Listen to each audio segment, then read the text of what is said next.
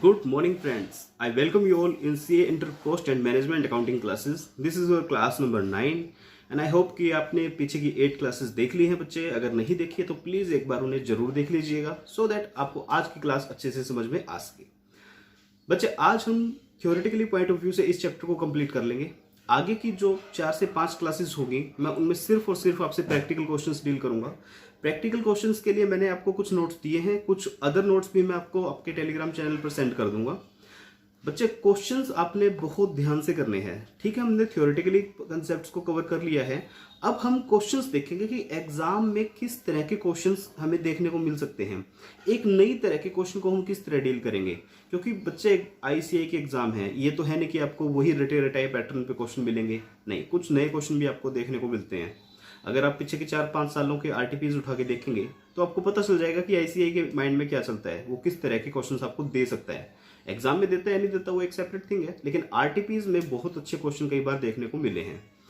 तो बच्चे आज हम थ्योरेटिकली इस चैप्टर को कंप्लीट करते हैं, देन शुरू करेंगे नेक्स्ट क्लास में हम अपने प्रैक्टिकल क्वेश्चंस का पार्ट. बहुत सिंपल सा पार्ट है. कल हमने कुछ डिस्कस कर लिया था, कुछ हम आज डिस्कस कर लेते हैं. हम बात कर रहे थे बच्चे की मटेरियल को जब इशू करते हैं तो उसको वैल्यू कैसे करेंगे. अगर हम क्लोजिंग स्टॉक हमारे पास जो बचेगा उसको हम किस तरह से वैल्यू करेंगे, हम इन सब बातों के बारे में बात कर रहे थे. कल हमने कुछ मेथड्स डिस्कस किए थे.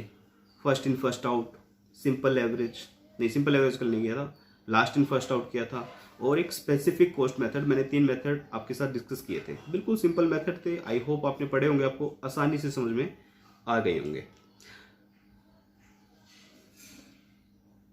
आज शुरू करने जा रहे हैं बच्चे हम अपनी आगे की क्लास.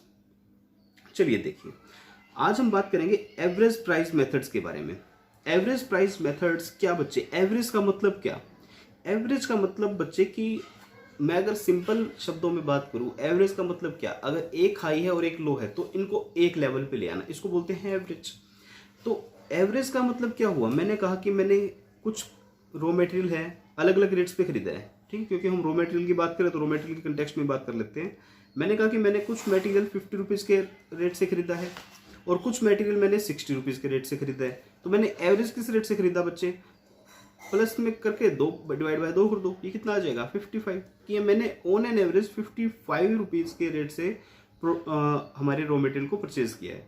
तो एवरेज आपकी 2 तरह की हो सकती है. सिंपल एवरेज हो सकती है और वेटेड एवरेज भी हो सकती है. अब आप बच्चों में से कुछ बच्चे जिन्होंने स्टैट बहुत अच्छे से पढ़ा है वो हो सकता है वो ये भी कहते हैं कि मूविंग एवरेज भी होती है सर. तो मूविंग एवरेज का कंसेप्ट हमारे इस कॉस्ट अकाउंटिंग में नहीं है बच्चे. हम सिंपली 2 एवरेज पढ़ेंगे, एक सिंपल एवरेज और एक वेटेड एवरेज. सिंपल एवरेज का मतलब क्या? सिंपल एवरेज का मतलब बच्चे सिंपल. सिंपल का मतलब सिंपल, 10 + 20 + 30. अब मुझे इनका एवरेज करना हो तो मैं क्या करूंगा? इनको ऐड करूंगा और डिवाइड बाय 3 कर दूंगा. ये 3 मैं कहाँ से लेके आया बच्चे? ऊपर के नंबर हैं जो इनकी संख्या 1 2 3. ठीक है, तो ये कितना आ जाएगा? 20 आ जाएगा. फिर मैंने कहा एक एग्जांपल और दे देता हूँ. मैंने कहा जी मैं कुछ मटेरियल 10 रुपये के रेट से लेके आया, कुछ मटेरियल 20 रुपये के रेट से लेके आया, कुछ 30 के से लेके आया, कुछ 40 से लेके आया, कुछ 50 से लेके आया. ऑन एवरेज बताओ किस रेट से मैं मटेरियल परचेज करके लेके आया हूँ. तो डिवाइड बाय कितने करूँगा? 1 2 3 4 5 से डिवाइड करूँगा. कितना आ जाएगा? ये 30 के बराबर आ जाएगा. ठीक है, तो ये थी बच्चे सिंपल एवरेज. बहुत सिंपल मेथड है. ठीक है, लेकिन क्या यूज होता होगा? आप सोचो यार कि क्या ये मेथड यूज हो सकता है? बिल्कुल भी नहीं. अब सपोज आप लेके आते हो 100 यूनिट्स आप लेके आए 50 के रेट से. ठीक है, उसके बाद आप 1000 यूनिट्स परचेज करके लेके आए हो. किस रेट से लेके आए हो? सपोज आपको मिल गई 40 के रेट से. अब एवरेज रेट इसमें क्या होगा? एवरेज रेट इनको डिवाइड करके आप लगाओगे 45. ठीक है, एवरेज रेट आपका 45 हो गया. अब क्या होगा बच्चे? ये 1000 यूनिट्स आप 45 के रेट से इशू करोगे. एक बार करके देख लो इन्वेंट्री का वैल्यूएशन क्या होगा. करके बताऊं? एक थोड़ा सा एग्जांपल ले लेते हैं, आसानी से समझ में आ जाएगा. मैंने क्या कहा बच्चे? मैंने ये परचेज की है, ये मेरी परचेजेज हैं. टोटल परचेज कॉस्ट हमारी कितनी है? 100 × 50 5000 और 1000 × 45 45,000. टोटल कॉस्ट कितनी है बच्चे मेरी? 50,000. नहीं 40 है बच्चे. ठीक है, तो मेरी कॉस्ट कितनी हो जाएगी बच्चे? 45,000 हो जाएगी टोटल.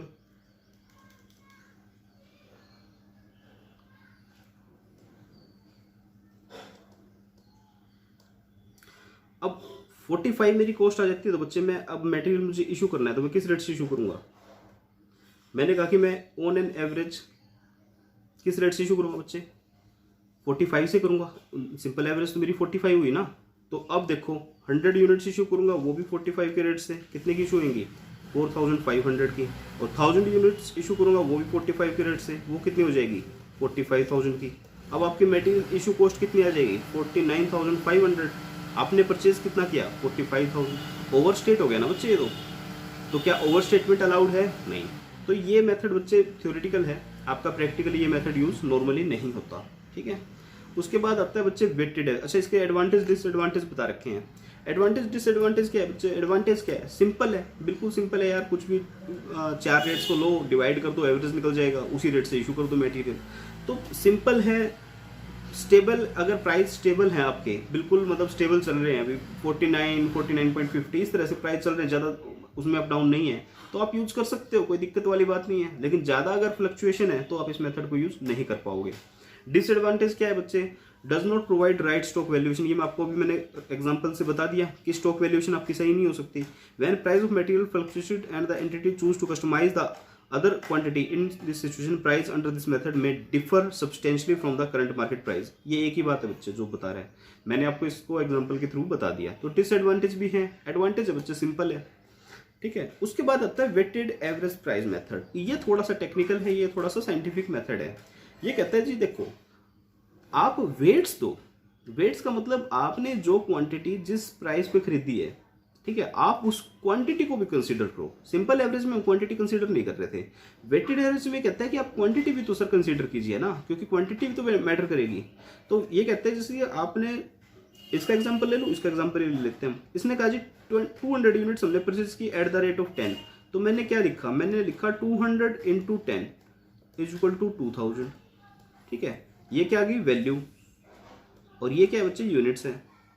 और ये क्या है? प्राइस है। फिर इसने कहा 150 यूनिट्स मैंने परचेज की किस रेट से? 12 के रेट से। तो ये कितना हो जाएगा? 1800। उसके बाद इसने क्या कि 210 यूनिट्स परचेज की 12 के रेट से, इससे क्या रेट आएगा? 0। ये वाला आ जाएगा। उसके बाद कहता है जी हमने 50 यूनिट परचेज की हैं 15 के रेट से, 750। और 140 यूनिट्स परचेज की हैं 11 के रेट से, क्या आ जाएगा? ठीक है। अब क्या करो? इन सबको जोड़ दो और डिवाइड कर दो नंबर ऑफ यूनिट से। वो क्या आ जाएगी बच्चे? वेटेड एवरेज आ जाएगी। कितना आ जाएगा? 200, 350, 360, 560, 710, 750, 850। तो ये जो भी फिगर आएगी उसको 850 से डिवाइड कर दो, वो आपका क्या आ जाएगा? वेटेड एवरेज आ जाएगा। वेटेड एवरेज मतलब आपने किसी चीज को वेट दे दिया। वेट का मतलब उसको भार दिया है आपने उसको इंपॉर्टेंस दी है। किस चीज को आपने इंपॉर्टेंस दी है? आपने जितनी नंबर ऑफ यूनिट्स परचेज की बच्चे, आपने उसको भी इंपॉर्टेंस दी है।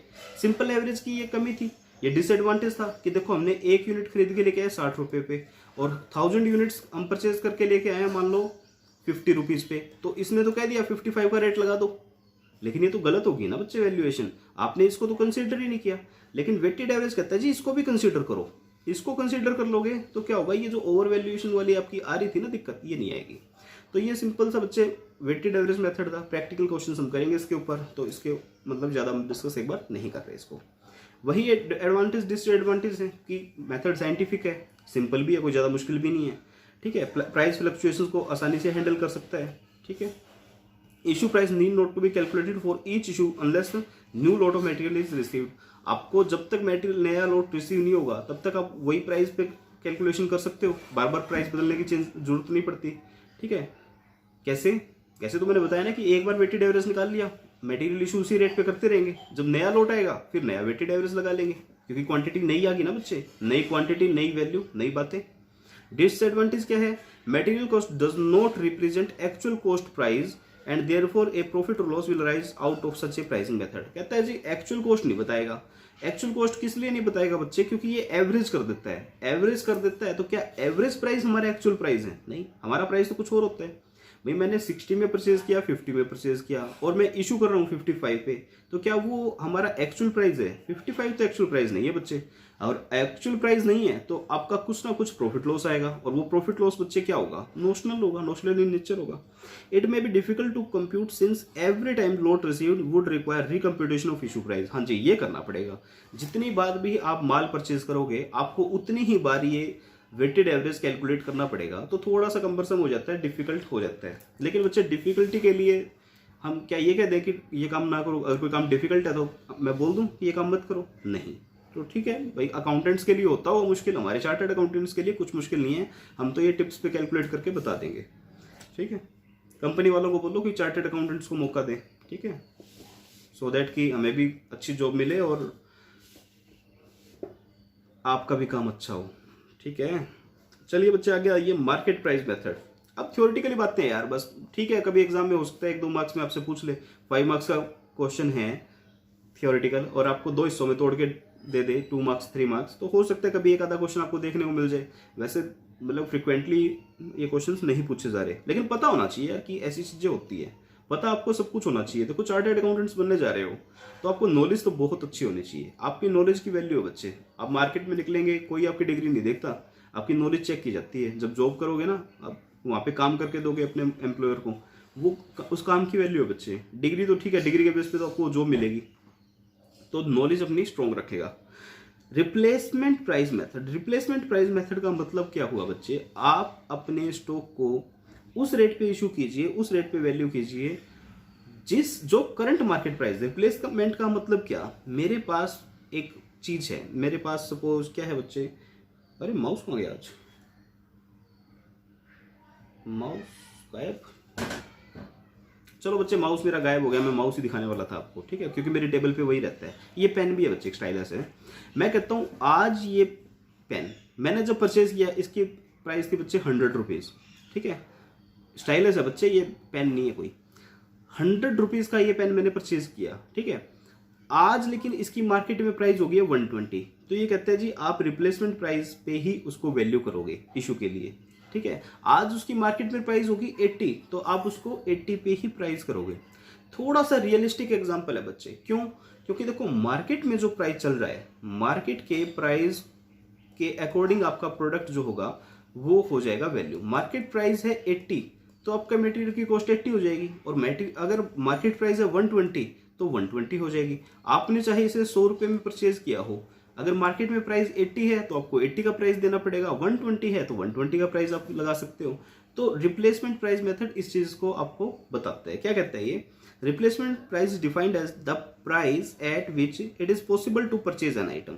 भाई ये अपनी आइटम सेल करके उस आइटम को दोबारा परचेज कर लें, उस प्राइस पे वैल्यू करो। थोड़ी सी रियलिस्टिक बात है बच्चे कि ठीक है भी जो मार्केट में प्राइस है उसी पे बेचो, मैं भी इसको अच्छा मानता हूँ। Identical to that which is being replaced or revalued under this method, material issued are valued at the replacement cost of the item. Replacement cost मतलब current market price. This method presuppose the determination of the replacement cost of material at the time of each issue, i.e. the cost at which identical material could be currently purchased. The product cost under this method is at current market price. तो बच्चे ये एक benefit है इसका कि जो आपकी product की कॉस्ट होगी वो करंट मार्केट प्राइस पर ही होगी। क्यों? क्योंकि आप करंट मार्केट प्राइस पे वैल्यू कर रहे हो उसको, तो करंट मार्केट प्राइस पे होगी। अब जब हम हिस्ट्रिकल कॉस्ट यूज करते हैं, हिस्ट्रिकल कॉस्ट कौन सी बच्चे? LIFO, FIFO. मैं फीफो यूज करता हूँ suppose, first in first out. अब जो मटेरियल यार मैंने मान लो सपोज 3 मंथ्स पहले परचेज किया है, आज मैं उसे प्रोडक्शन के लिए इशू कर रहा हूँ, तो मैं फीफो पे यूज करूंगा तो 3 महीने पहले का रेट लूंगा। अब 3 महीने पहले का रेट यार पता नहीं ज्यादा था कम था, तो हमारे प्रोडक्ट की कॉस्ट क्या एक्चुअल कॉस्ट होगी? बिल्कुल भी नहीं। वो हो सकता है इन्फ्लेटेड हो सकता है डिफ्लेटेड हो। इन्फ्लेटेड होगी तो कोई खरीदेगा नहीं, और डिफ्लेटेड होगी तो हमें लॉस हो जाएगा। क्योंकि लॉस क्यों होगा बच्चे? लॉस इसलिए होगा कि जिस टाइम हमने खरीदा था उस टाइम तो रेट था 30 और आज रेट हो चुका है 50। आज मैं ये यूनिट मार्केट में लेने जाऊंगा तो 50 रुपीज़ की मिलेगी, तो क्या मैं 30 में कोई चीज़ सेल करके 50 की यूनिट खरीद सकता हूँ? नहीं, 20 रुपये का लॉस हो गया हूँ। तो यार ये सिचुएशंस आती है, इसलिए ये कहते हैं कि रिप्लेसमेंट प्राइस पर आप अपने प्रोडक्ट को वैल्यू करो। प्रोडक्ट कंपिटिटिव तो रहेगा ना मार्केट में। भी मार्केट में कोई चीज़ कब बिकेगी यार? जब वो कंपिटिटिव है। कंपिटिटिव ही नहीं है तो बेच के दिखा दो। लोग 10-10 पैसे पे गेम कर जाते हैं पूरी की पूरी, आपको अच्छे से पता है इन चीज़ों का, ठीक है। आप खुद बिजनेसमैन हो, आपकी फैमिली में बिजनेसमैन जरूर होंगे, पूछना यार उनसे कभी कभी। होता क्या है, मतलब बिजनेस में यार छोटी छोटी चीज़ों के ऊपर गेम हो जाते हैं, 10-10, 15-15 पैसे, 20-20 पैसे में बड़े बड़े टेंडर आपके लॉस हो जाते हैं। तो जब ये रेट इन्फ्लेशन में हो ना बच्चे, तो फीफो से क्या होगा, फीफो से आप करंट में यूनिट खरीद ही नहीं पाओगे। रिप्लेसमेंट प्राइस मेथड इसलिए अच्छा है क्योंकि आपका प्रोडक्ट कंपिटेटिव रहता है, करंट मार्केट प्राइस पे ही वैल्यू होगा आपका प्रोडक्ट भी। उसके बाद आती है बच्चे realisable price method. Realisable price method क्या कहता है, a price at which the material to be issued can be sold in the market. Realisable का मतलब क्या हुआ, रियलाइज। रिलाइजेबल किससे बना है बच्चे, रियलाइज से बना है। रियलाइज का मतलब क्या, आप आज जाओ मार्केट में और उस मटेरियल की बोली लगाओ, आप कहो कि बिड कीजिए हमारे रॉ मटेरियल को, हम रॉ मटेरियल अपना सेल करना चाहते हैं, उस रॉ मटेरियल से हम कितना फैच कर पाएंगे, कितना हम उसे से रियलाइज कर पाएंगे। कहता है उस वैल्यू पे आप अपने प्रोडक्ट को वैल्यू करो, रॉ मटेरियल को वैल्यू करो। The price may be more or may be less than the cost price at which it originally purchased. हाँ तो वो तो होगा ही यार, रियलाइजेबल प्राइस हमेशा अप डाउन तो कुछ ना कुछ तो रहेगा ही ना। Like replacement price method the store ledger would show profit or loss in this method too. Same सही है लगभग। तो कहता है जी इसमें भी आपका प्रॉफिट लॉस दिखाएगा स्टोर लेजर, हाँ दिखाएगा, इसमें क्या ना है। फिर आता है notional price method. Notional price का मतलब क्या है, नोशनल का मतलब क्या है, नोशनल का मतलब है बच्चे नॉट एक्चुअल, जो एक्चुअल में नहीं है, नोशनल नॉट एक्चुअल, ठीक है। तो नोशनल प्राइस मेथड क्या कहता है, ये कुछ और ही बातें करेगा, ठीक है। ये मतलब अभी देखना आप किस तरह की बातें करेगा। पहली बात कह रहा है कि जी standard price method. Standard price method क्या कह रहा है बच्चे, कि ये कह रहा है कि आप एक स्टैंडर्ड प्राइस डिसाइड कर दो किसी भी रॉ मटेरियल का, और आप रॉ मटेरियल उसी रेट से इशू करेंगे। मटेरियल आर प्राइस्ड एट सम प्री डिटरमाइंड रेट और स्टैंडर्ड प्राइस, कोई स्टैंडर्ड फिक्स कर दिया आपने, और आप क्या करोगे, irrespective of the actual purchase cost. आपको नहीं पता एक्चुअल क्या है, आपने तो स्टैंडर्ड फिट कर दिया जी। Standard cost is usually fixed after taking into consideration the current price. Current price क्या है, एंटिसिपेटेड मार्केट के ट्रेंड्स क्या हैं, discount available and transportation charges, इनको सबको ध्यान में रखकर हम स्टैंडर्ड प्राइस को डिसाइड करते हैं। लेकिन बच्चे स्टैंडर्ड प्राइस क्या एक्चुअल प्राइस को रिप्रेजेंट करेगा, भाई मे भी कर भी सकता है, मे भी ना भी करे। हमने हो सकता है जब स्टैंडर्ड डिसाइड किया उसके बाद प्राइस फ्लक्चुएट हो गया, तो प्राइस तो यार वेरी कर सकता है। Standard price are fixed for each material and requisition are price at the standard price. तो जो रिक्विजिशन आपकी स्टैंडर्ड प्राइस पे ही हम क्या करेंगे, वैल्यू करेंगे। This method is useful for controlling material cost and determining the efficiency of purchase department. In the case of highly fluctuating price of material, it is difficult to fix their standard cost on long term basis। यही बात मैंने बताई कि अगर आपका price fluctuate कर रहा है ज़्यादा तो आप स्टैंडर्ड फिक्स नहीं कर पाएंगे, और अगर करोगे तो वो मतलब अनरियलिस्टिक आपको रिजल्ट्स लाके देगा। एडवांटेज क्या है, the use of standard price method simplify कर देता है the task of valuing issue of material. आप एक ही प्राइस से वैल्यू करोगे मटेरियल इशू को तो सिंपल तो हो जाएगा बच्चे, no doubt. It facilitated the control of material cost and the task of judging the efficiency of purchase department। कहते हैं मटेरियल कॉस्ट फिक्स कर दिया आपने। मटेरियल कॉस्ट फिक्स करने से क्या है, परचेज डिपार्टमेंट की आप एफिशिएंसी चेक कर सकते हो कि कितनी रॉ मटेरियल से कितनी आउटपुट आ रही है, आप मटेरियल की कॉस्ट कितनी आ रही है किसी यूनिट को बनाने के लिए। तो कहते हैं आप प्रोडक्शन डिपार्टमेंट की एफिशिएंसी चेक कर सकते हो इससे, हाँ तो कर लेंगे। It reduce the clerical work. अब क्लैरिकल वर्क क्या होता है बच्चे, स्टैंडर्ड प्राइस मेथड आपको लगाना है, आप क्या करोगे, आपको बहुत सारी कैलकुलेशन करनी पड़ती है। जैसे ही नया मटेरियल आपके पास आएगा आपको फिर से दोबारा से रीवर्क करना पड़ेगा सब कुछ। लेकिन कहता है इसमें तो कोई ऐसी बात ही नहीं है, इसमें तो आपने एक स्टैंडर्ड फिक्स किया और उसके बेस पे आप क्या कर रहे हो बच्चे, उसकी बेस पे आप मटेरियल को इशू और वैल्यू कर रहे हो। डिसएडवांटेज क्या है, the use of standard price does not reflect the market price. Market price को रिफ्लेक्ट नहीं करेगा, बिल्कुल नहीं करेगा, फ्लक्चुएशन है तो बिल्कुल भी नहीं कर पाएगा। The fixation of standard price become difficult when price fluctuate frequently. तो ये मुश्किल हो जाती है जब प्राइस फ्लक्चुएट आपके बहुत तेजी से हो रहे हो। फिर आता है जी इन्फ्लेटेड प्राइस मेथड। इन्फ्लेटेड का मतलब क्या, बढ़ा हुआ, इंक्रीज्ड। क्या कहता है, in case of material suffer loss, अगर आपका कोई मटेरियल लॉस हुआ है तो कहता है जी उसको गुड्स यूनिट्स में कन्वर्ट कर दो। मतलब अभी वैसे आएगा ये आगे, अभी आज की क्लास में हम डिस्कस करेंगे, मैं बताता हूँ क्या होता है।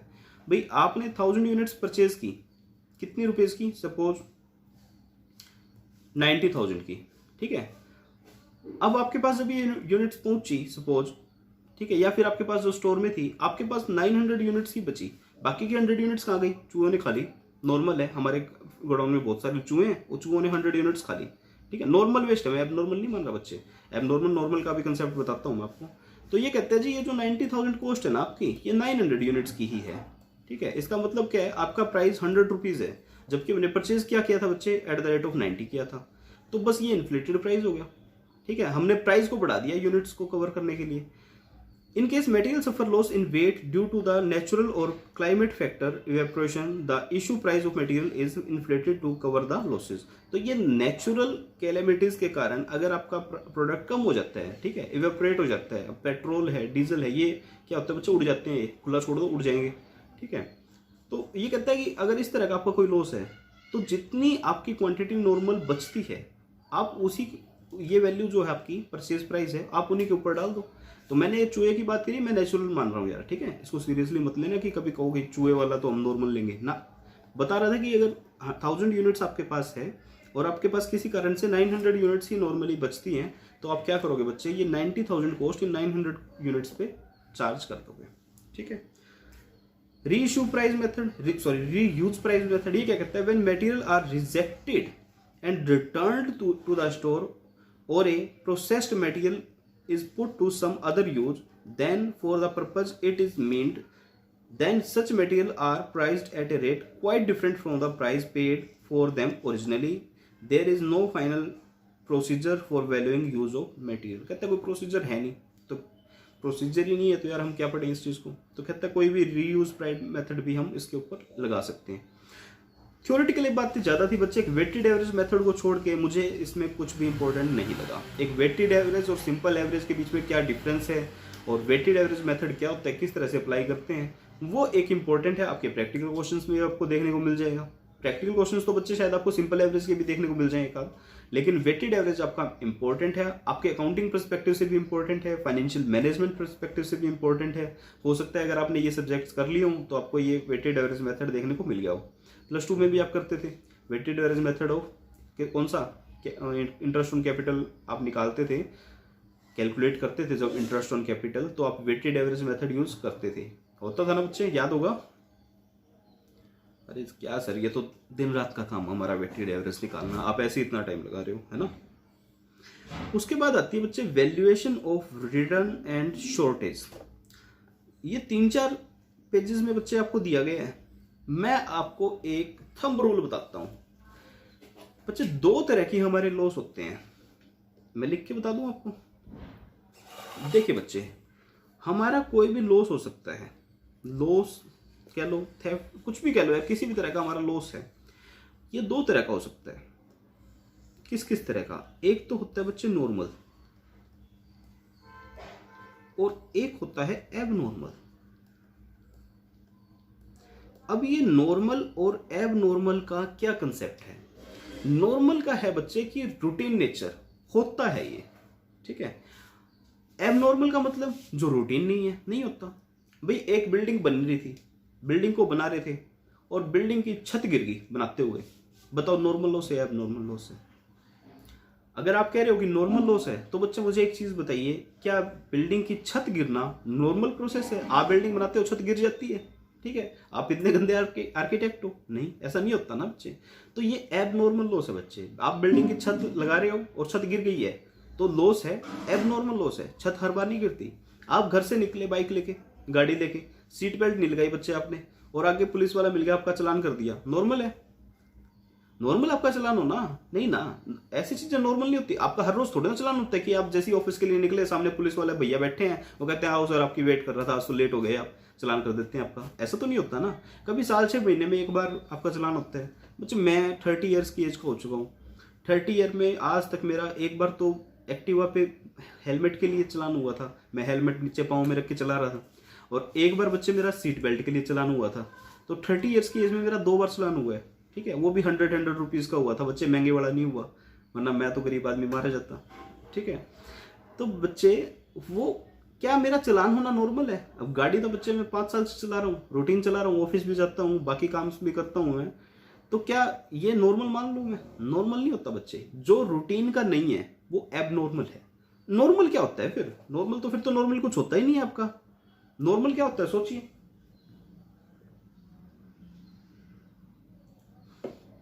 नॉर्मल होता है बच्चे जो लॉस आपको रूटीन में हो ही जाता है। अब रूटीन में कौन से लॉस होने लग गए?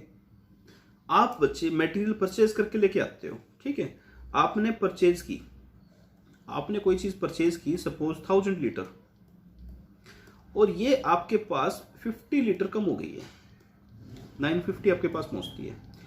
ये ऑलवेज होता है, ठीक है। ये 50 लीटर्स कम क्यों हो जाती है?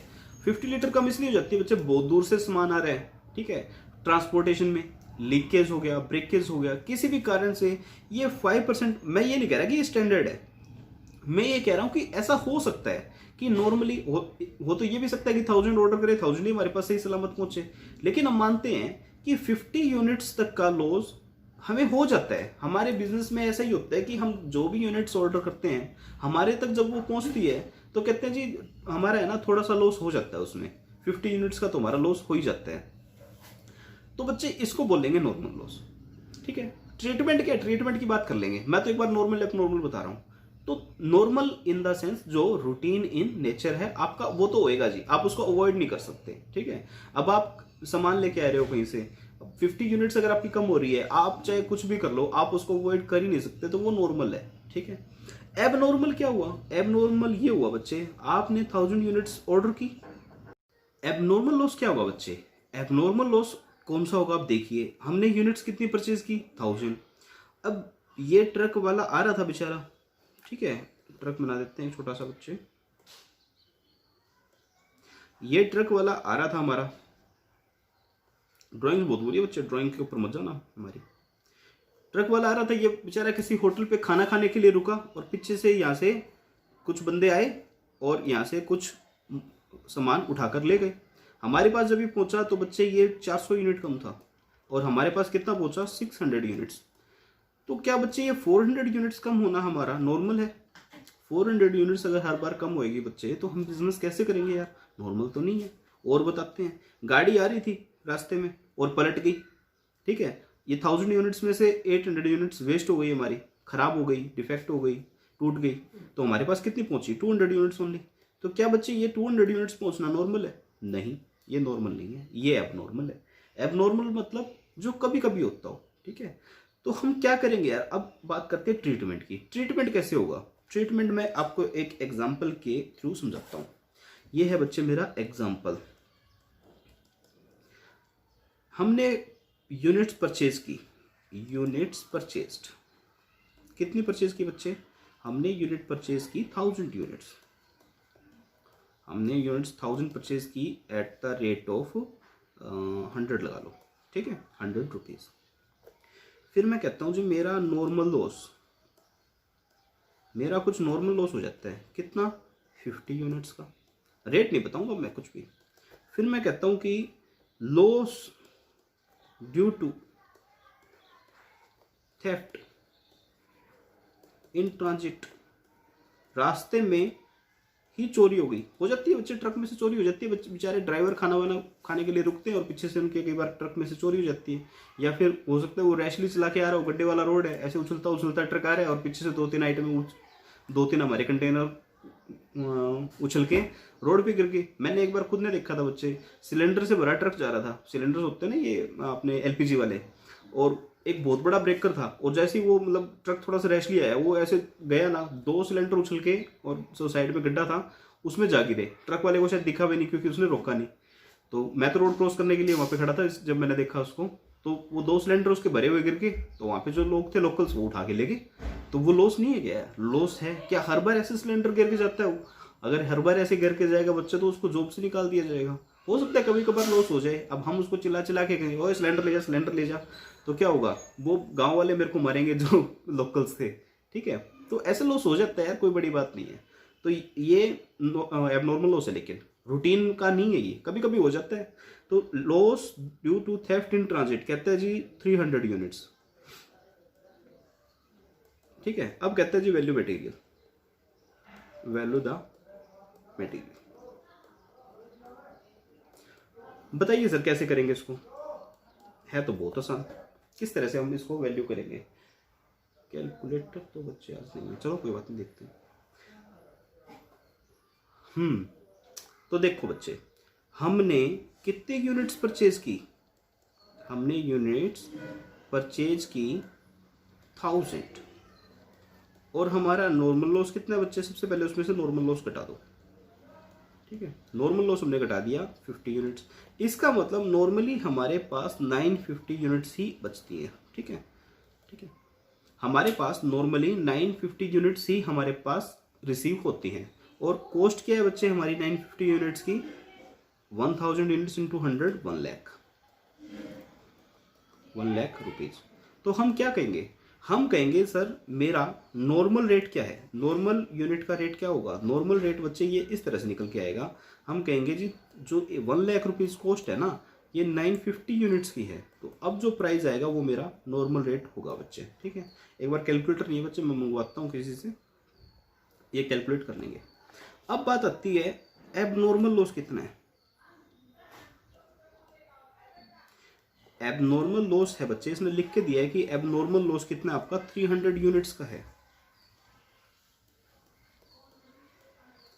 एबनॉर्मल का मतलब बच्चे ये नॉर्मल नहीं है, ये 300 यूनिट्स आपकी नॉर्मली लॉस नहीं होती है, और ये 300 units in addition to in this 50 units होती है। ठीक है, मैं ये नहीं कह सकता कि हर बार तो नॉर्मल लॉस 50 यूनिट्स का होता था, इस बार 300 का होगा ना, इसने लिख रखा है, इसने लिख रखा है बच्चे कि ये loss due to theft in transit है 300 यूनिट्स। 300 यूनिट्स आपकी रास्ते में चोरी हुई है, तो ये एबनॉर्मल है 300 यूनिट्स। अब बच्चे बात आती है मैं रेट ये वाला लूँ 100 यूनिट्स वाला, या मैं रेट कोई और लूँ, ये मुझे बस बताना है आपको। ठीक है, ये फिर मेरा आ जाएगा एबनॉर्मल लॉस। अब ये रेट मैं अभी आपको 1 मिनट में निकाल के बताऊंगा बच्चे, कैलकुलेटर आ जाता है मेरा, इतने में बता देता हूँ मैं आपको, इसकी ट्रीटमेंट बता देता हूँ। नॉर्मल लॉस बच्चे आप क्या करोगे, देखो आपने नॉर्मल लॉस क्या किया, नॉर्मल लॉस को आपने कहीं शो नहीं किया। आपने क्या कहा, मेरी जो 1 लाख रुपीज कॉस्ट है ना, मेरी 950 की है, 1000 यूनिट्स की नहीं है, तो आपने प्राइस को थोड़ा सा बढ़ा दिया। आप समझे बात को। मैंने कहा कि देखो सर हम कोई चीज 900 रुपीज की लेके आ रहे हैं, 900 रुपीज की हम सपोज 100 यूनिट्स खरीद रहे हैं, तो क्या रेट हुआ, रेट हुआ बच्चे मेरा 9 रुपीज का। लेकिन सपोज हमें ये 100 रिसीव ना होके 90 यूनिट्स ही रिसीव होती हैं। ठीक है, 90 यूनिट्स ही मुझे रिसीव हुई, तो मैं क्या कहूँगा 900 मेरी कॉस्ट है, मुझे 90 यूनिट्स रिसीव होती है, इसका मतलब मेरी कॉस्ट है सर 10 रुपये।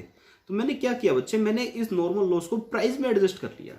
ठीक है, तो नॉर्मल लॉस का क्या ट्रीटमेंट करते हैं बच्चे, हम उसे प्राइस में एडजस्ट कर लेते हैं। जो गुड यूनिट्स, जो अच्छी यूनिट्स हमें रिसीव हुई हैं, हम मान लेते हैं कि जो हम कॉस्ट पे कर रहे हैं ये इतनी ही यूनिट्स की हैं।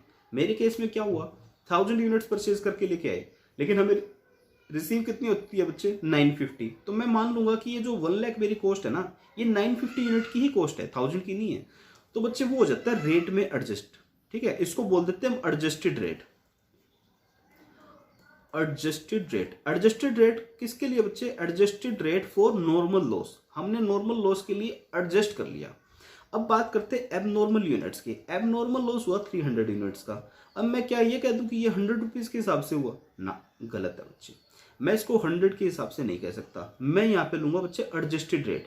एडजस्टेड रेट लेने का कारण क्या है, मैं आपको कारण समझा देता हूँ बच्चे। ठीक है, कारण ये है बच्चे, कैलकुलेटर कैलकुलेटर कहाँ रख दिया,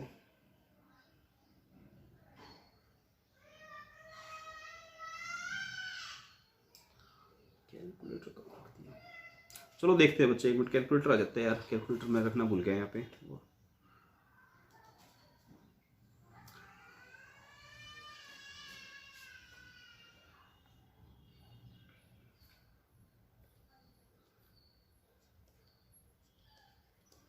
हम बात कर रहे हैं बच्चे ट्रीटमेंट की। ठीक है, कैलकुलेशन पार्ट हम भी कर लेंगे।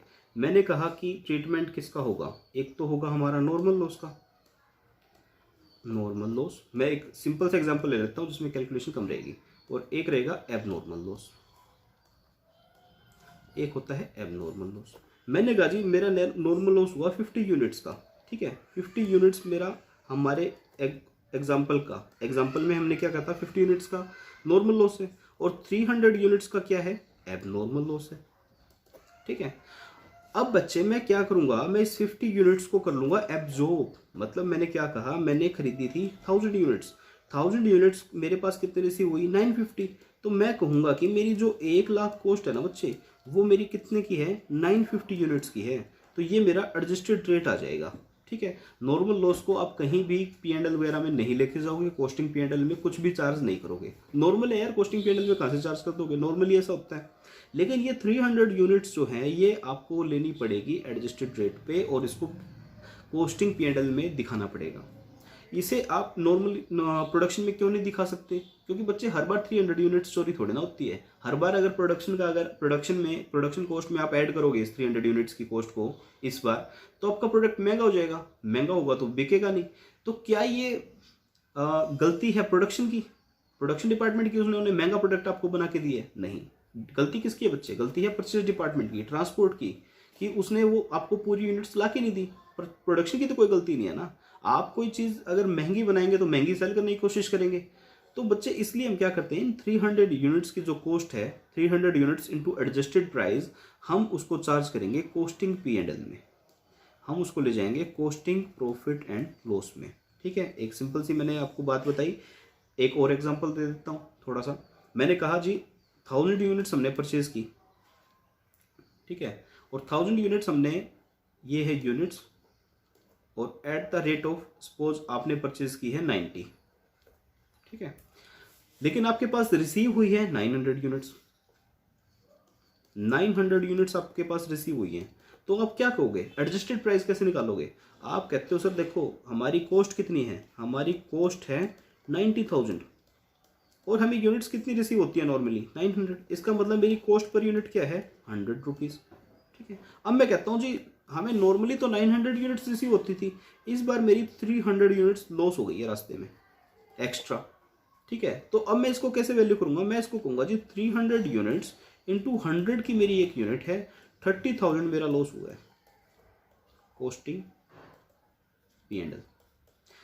तो मतलब बच्चे आप जो प्राइस लगाओगे ना, ये वाला आपको ध्यान रखना है, ये हमेशा एडजस्टेड प्राइस होता है। नॉर्मल लॉस को एडजस्ट करके जो प्राइस आप निकाल के लेके आओगे आप वो चार्ज करोगे। ठीक है, आप ये 90 चार्ज नहीं कर सकते वरना आपकी कैलकुलेशन गलत हो जाएगी। गलत कैसे हो जाएगी बच्चे, करके देखें एक मिनट, थोड़ा सा टाइम लगा लेते हैं यार, एक बार ही तो समझनी है, लाइफ टाइम काम आनी है आपके। मैंने कहा सर कि मेरी ये कॉस्ट 100 रुपीज़ है, ठीक है, 100 रुपीज़ मेरे पास 900 यूनिट्स आई हैं और 100 रुपीज़ मेरा प्राइस है, तो मेरी 90 के 90,000 कॉस्ट कवर हो गई है, बिल्कुल हो गई है सर। अब मैं कहता हूँ कि मेरे पास सर 300 यूनिट्स मेरी क्या हो गई हैं, एब नॉर्मली लॉस हो गई है, मेरी तो यूनिट चोरी हो गई है रास्ते में। तो अब मैं क्या करूँगा, मुझे रिसीव कितनी हुई है, मुझे ये बताओ, मुझे रिसीव कितनी हुई, मुझे तो रिसीव 600 यूनिट्स हुई ना। अब मैं 600 यूनिट्स को कैसे वैल्यू करूँगा, वैल्यू तो ऐसे ही करेंगे, एडजस्टेड प्राइस हमने निकाल लिया, ये नॉर्मल है, हम ये मानेंगे कि कोई भी एबनॉर्मल लॉस नहीं है, आप एडजस्टेड प्राइस निकालो। ठीक है, एबनॉर्मल लॉस को इग्नोर करते हुए सबसे पहले एडजस्टेड प्राइस निकाल लो, निकाल लिया। अब कहोगे हमें कितनी रिसीव हुई है, 600, एडजस्टेड प्राइस के हिसाब से 100 रुपीज़ की हमारी कॉस्ट थी, तो कहते जी हमें जो गुड्स रिसीव हुई उसकी कॉस्ट थी 60,000 रुपीज़। अब आप यहाँ पे वो 300 का अगर 90 रुपीज़ रेट लगा देते हो तो आपकी 27,000 कहाँ जाएगा कॉस्टिंग P&L में। ठीक है, तो ये टोटल करोगे 60,000 प्लस 27,000, तो ये कितना आएगा बच्चे, ये आएगा 87,000, जबकि आपकी एक्चुअल कॉस्ट कितनी है, आपकी एक्चुअल कॉस्ट है बच्चे 90,000। तो क्या ये पूरी कवर हुई, नहीं हुई ना, तो इसलिए ये गलत है बच्चे। आप 90 का चार्ज नहीं कर सकते, आपको एडजस्टेड प्राइस लगा के ये कॉस्टिंग P&L में लेके जाना होगा, आपको 30,000 रुपीज़ कॉस्टिंग P&L में लेके जाने होंगे। इसको इस तरह से मान लो यार कि ये आपने 300 यूनिट्स है ना इशू कर दी, ठीक है, उससे आपको बेटर अंडरस्टैंडिंग रहेगी। तो एबनॉर्मल लॉस को आपको हमेशा एडजस्टेड प्राइस पे लेना है, ये आप मेरी बात ध्यान में ऑलवेज माइंड में रखना। एग्जाम में इस तरह के क्वेश्चन आपको देखने को मिलेंगे बच्चे। चलिए अब आते हैं हम अपने पार्ट पे, उसकी कैलकुलेशन यार करके देख लेना, ठीक है, इसका एडजस्टेड प्राइस निकाल लेना। मेरे पास अभी कैलकुलेटर नहीं है, 1 लाख डिवाइड बाई 950 और 300 यूनिट्स के ऊपर भी ये एडजस्टेड प्राइस ही आप अप्लाई करेंगे। ठीक है, आई होप आपको समझ में आ गया होगा, अदरवाइज नहीं भी आया तो बच्चे पैनिक होने की जरूरत नहीं है, हम अभी बहुत सारे क्वेश्चन करने वाले हैं इन चीज़ों पे। अरे कहाँ गया अभी, ठीक है बच्चे, अब मैं आपको पढ़ाता हूँ यार ये, ठीक है, अब आपको बहुत आसानी से समझ में आ जाएगा। क्या कहता था ये कहता है जी treatment of normal and abnormal loss of material, किस चीज़ का, वेस्ट का, स्क्रैप का, स्पॉइलेज का, डिफेक्टिव का, ऑब्सोलीटनेस का। हाँ जी, अब थोड़ा सा है ना ये देख लो कि ये उत्ते क्या है, वेस्ट क्या होता है, पढ़ा देता हूँ। The portion of raw material, तो वेस्ट किससे रिलेटेड है बच्चे, वेस्ट रिलेटेड होता है पोर्शन ऑफ रॉ मटेरियल से, which is lost during storage और प्रोडक्शन एंड डिस्कार्डेड, जो कि प्रोडक्शन या स्टोरेज के ड्यूरेशन में आपका लॉस हो गया है, उसको बोलेंगे वेस्ट। द वेस्ट मे और may not have any value, ठीक है। अब मान लो कोई आइटम है आपके पास, सपोज है आपके पास, क्या बताऊँ मैं आपको, बिस्किट के पैकेट हैं। अब एक बिस्किट का पैकेट था बच्चे, एक लगा दो आप समझने के लिए, एक बिस्किट का पैकेट है, चूहा आया उसको आधा खा गया, क्या उसकी कोई वैल्यू है, क्या उसको आप मार्केट में बेच सकते हो, नहीं ना। लेकिन सपोज आपके पास एक साबुन का बंडल है, अब चूहा आया उसने एक साबुन को कुतर दिया, तो क्या वो सारी साबुन वेस्ट हो गई, नहीं। तो उस स्क्रैप की हो सकता है थोड़ी बहुत वैल्यू हो आपके लिए, क्योंकि बिस्किट तो बच्चे कोई नहीं खाएगा ना, पैकेट ही खराब कर दिया चूहे ने, लेकिन साबुन है, साबुन तो बची हुई है, साबुन से तो कपड़े ही धोने होते हैं ना। तो ये कहता है कि उसकी वैल्यू हो भी सकती है, नहीं भी हो सकती। कंपनीज में क्या होगा बच्चे, कंपनीज में हो सकता है कि जो आपका वेस्ट है, सीलन आ गई है, तो नीचे की चीज खराब हो गई है, ऊपर की तो सेफ है, आप रख सकते हो। आपके पास सपोज आटा था यार, आप बिस्किट बनाते हो, आपके पास आटा स्टोर था, अब जो नीचे वाला बोरा है उसमें सीलन आई तो वो आटा खराब हो गया, लेकिन ऊपर वाले तो सही है ना। तो वेस्ट की कहते हैं जी कोई वैल्यू हो भी सकती है। अच्छा, जो जिस आटे में आपके सीलन आई है, हो सकता है कोई जो ये डेयरी फार्मिंग वाले हैं ये उसे खरीद ले, क्योंकि उनके लिए तो इतना ज़्यादा मैटर नहीं करता। अगर आटा थोड़ा बहुत, आपके बिस्किट नहीं बन सकते उससे, लेकिन वो कहते हैं जी हम तो पशुओं को खिलाना है, ये तो खा सकते हैं, कोई दिक्कत नहीं है इनको। तो हो सकता है उसकी कोई वैल्यू हो भी, हो सकता है ना हो, ठीक है। तो वो होता है वेस्ट।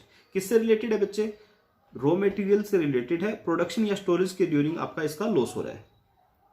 आगे आ जाइए, कहता है नॉर्मल है तो क्या करेंगे, नॉर्मल है तो प्राइस एडजस्ट कर लेंगे, एबनॉर्मल है तो P&L में चार्ज कर देंगे। Cost of normal waste is absorbed by good production, मतलब एडजस्टेड प्राइस। और एबनॉर्मल का क्या करेंगे बच्चे, cost of abnormal loss is transfer to costing P&L। ये बात मैंने अभी आपको बता दी एज ए थंब रूल। आगे क्वेश्चन आएंगे फिर समझाऊंगा। फिर कहता है जी स्क्रैप क्या होता है। अच्छा, इनमें ना थोड़ा थोड़ा सा डिफरेंस होता है, थोड़ा सा समझ लेना, कई बार डिफरेंस आ जाता है। What is difference between waste and scrap, तो दो चीजों के बीच में आप डिफरेंस कर सको, दो चार बातें लिख सको, इस तरह से आप इनको पढ़ना। कहते हैं scrap the material which are discarded and disposed of without further treatment. Waste, scrap का मतलब क्या है, the material which are discarded and dispose of without further treatment. Generally scrap has either no value or insignificant value, some time it may reintroduce into the process as raw material. तो कहते हैं scrap क्या है, तो कहते हैं scrap आप जो कि डिस्कार्डेड कर दिए, डिस्पोज ऑफ कर दिए, कोई फर्दर उसके ऊपर ट्रीटमेंट नहीं किया गया। और कहते हैं कई बार इसको है ना हम रॉ मटेरियल की तरह दोबारा से इंट्रोड्यूस भी कर लेते हैं, तो ठीक है, वही है नॉर्मल। नॉर्मल का क्या होगा, the cost of scrap is borne by good units and income arises on account realisable value is deducted from the cost. ठीक है, ये प्रैक्टिकल पॉइंट है बच्चे। अभी मैं थ्योरेटिकली आपको बताऊंगा ना एग्जांपल कर करके, टाइम ज्यादा लगेगा, इतनी अंडरस्टैंडिंग आ नहीं पाएगी, तो इसको क्वेश्चन में हम डील करेंगे, समझ लीजिए एक बार। और एबनॉर्मल को क्या करेंगे, एबनॉर्मल का तो नाम आते ही बच्चे P&L आ जाता है, कॉस्टिंग P&L, ठीक है। स्पॉइलेज, स्पॉइलेज का मतलब क्या, स्पॉइल हो गया, आपने कहते हैं ना स्पॉइल हो गया, खराब हो गया। Spoilage it is the term used for material which are badly damaged in manufacturing operations. Manufacturing operations के में कोई चीज़ बैडली डैमेज हो चुकी है। एक ये थी बच्चे जो आपकी होम्योपैथी की दवाई बनती है ना, मैं एक बार यहाँ पे गया था, कहीं कोई प्रोफेशनल वर्क के लिए गया था, वहाँ पे कोई उनकी प्रोजेक्शंस वगैरह बनानी थी मुझे, तो मैंने जो उनका प्लांट कह लो, कुछ भी कह लो, वहाँ पे मैंने विजिट किया था। तो बच्चे वो क्या था, वो कुछ मैं हिंदी में बताऊंगा क्योंकि उन्होंने मुझे हिंदी में ही नाम बताए थे बच्चे। स्वर्ण भस्म होती है, गोल्ड मैश, ठीक है, गोल्ड ऐश बोलते हैं, मैश बोलते हैं। तो स्वर्ण भस्म से वो कोई दवाई बनाते थे। तो हुआ क्या, जो उनकी भट्टी थी ना, तो उसमें कुछ टेम्परेचर वगैरह सेट करके उस स्वर्ण भस्म से कोई दवाइयाँ बनती थी, और वो जैसे बाबा रामदेव जी बनाते हैं वैसे ही वो बनाते हैं। तो दिल्ली के पास में था इनका प्लांट। तो बच्चे हुआ क्या, वो स्वर्ण भस्म का जो उन्होंने लगा रखा था, प्रोडक्शन प्रोसेस थी उनकी वो, और उसमें कोई टेम्परेचर ज़्यादा हो गया और वो सारा का सारा जो मतलब जिस कंटेनर में था वो कंटेनर फट गया और वो पूरा का पूरा नीचे स्पॉइल हो गया। तो उसको बोलते हैं बच्चे स्पॉइलेज। आपका प्रोडक्शन प्रोसेस में लॉस हुआ, और उनको तो काफ़ी मेजर लॉस हुआ था, क्योंकि उसमें कुछ गोल्ड का भी कंटेंट होता है, मतलब ये नहीं कि ज़्यादा होता है उसमें। वो तो कह रहे थे कि हमें 2 लाख का लॉस हो गया इससे, अब मुझे नहीं पता यार कितना हो गया, लेकिन ठीक है, वो स्पॉइलेज थी, वो आपका एक एग्जांपल है कि वो उसको बोलते हैं स्पॉइलेज। प्रोडक्शन प्रोसेस में आपको लॉस हुआ है, तो स्पॉइलेज का मतलब क्या है, material which are badly damage in the manufacturing process. और क्या हो सकता है बच्चे, और हो सकता है कि आप कोई चीज बना रहे हो और वो बैडली डैमेज हो चुकी है, ठीक है। अब आप फोन बना मोबाइल फोन्स की मैन्युफैक्चरिंग कर रहे हो, मोबाइल फोन को असेंबल कर रहे हो सपोज, और आपने जैसे इसमें मोबाइल फोन में मदरबोर्ड होते हैं बच्चे, अब मदरबोर्ड में क्या होती है, छोटे छोटे सर्किट, छोटी छोटी चिप्स होती हैं। अगर आप बेवजह उसके ऊपर कोई मेटलेटिक आइटम टच करेंगे और अगर उसमें करंट है तो वो शॉर्ट हो जाएगा बच्चे, तो वो पूरा का पूरा शॉर्ट हो जाता है, उसका फिर कोई वैल्यू नहीं बचती, उसको भी स्पॉइलेज कह सकते हैं। प्रोडक्शन प्रोसेस थी, आपने बेवजह उससे पंगे किए, ठीक है, टेक्निकली उसको आपने बैडली स्पॉइल कर दिया। They cannot be rectified economically and hence taken out to the process to be disposed of in some manner without further processing। कहता है जी इतने खराब कर दिया आपने उसको, अब बोर्ड शॉर्ट हो गया तो क्या वो मोबाइल बन पाएगा? नहीं, मोबाइल आपका मदरबोर्ड पे तो टिका होता है, वही आपने खराब कर दिया। तो कहता है इसमें फर्दर कोई इकोनॉमिकली हम इसके अंदर कोई मतलब चेंज नहीं कर पाएंगे और आपको वो वेस्ट ही या फिर उसको किसी और तरह से डिस्पोज ऑफ करना पड़ेगा।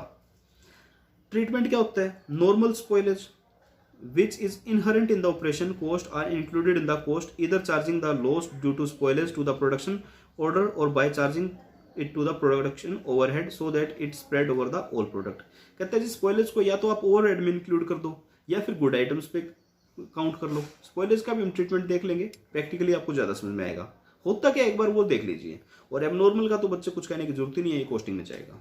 डिफेक्टिव क्या होता है? डिफेक्टिव बच्चे जो बन चुका है लेकिन एज पर स्टैंडर्ड नहीं बना, ठीक है।